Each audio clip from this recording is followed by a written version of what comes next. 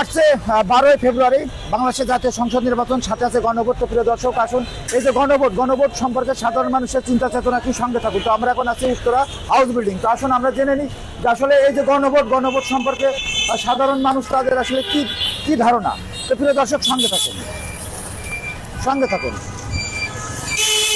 থাকুন প্রিয় দর্শক, সঙ্গে থাকুন। ভাই, এই যে 12ই ফেব্রুয়ারি জাতীয় সংসদ নির্বাচন, আপনি জানেন যে বাংলাদেশের সংসদ নির্বাচন হবে 12ই ফেব্রুয়ারি, জানেন? এখানে একটা গণভোট আছে, হ্যাঁ বা না ভোট, এটা জানেন আপনি? তো আপনি কোন দিকে আসলে, হ্যাঁতে আছেন নাকি নাতে আছেন, কি চিন্তা করছেন? এখনো বলা যাবে না। তো প্রিয় দর্শক, তো আসেন এই যে আপনার গণভোট নিয়ে সাধারণ মানুষের চিন্তা চেতনা কি জেনে নিই। আসসালামু আলাইকুম, ভালো আছেন? 12ই ফেব্রুয়ারি সংসদ নির্বাচন, জানেন আপনি বাংলাদেশে? 12ই ফেব্রুয়ারি। তো এই যে এখানে একটি গণভোট আছে, হ্যাঁ বা না ভোট, এই সম্পর্কে আপনি জানেন? আমি তো হ্যাঁ আর না, সরকারি বলে হ্যাঁ ভোট দেওয়ার লাগে, তা আমারও তো একটা মতামত আছে। না, ঠিক আছে, আপনি এটা জানেন। ওইটা কিভাবে দিব? আচ্ছা, তা আপনি কোন দিকে, হাত দিকে আছেন নাকি নাক দিকে আছেন? হ্যাঁ, ওইটা কিভাবে দিব, প্রকাশটা কিভাবে করুক? প্রকাশটা কিভাবে করবেন মানে বুঝলাম না। আমি ধরেন না পছন্দ করি, সেই ক্ষেত্রে আমি প্রকাশটা কিভাবে করুক?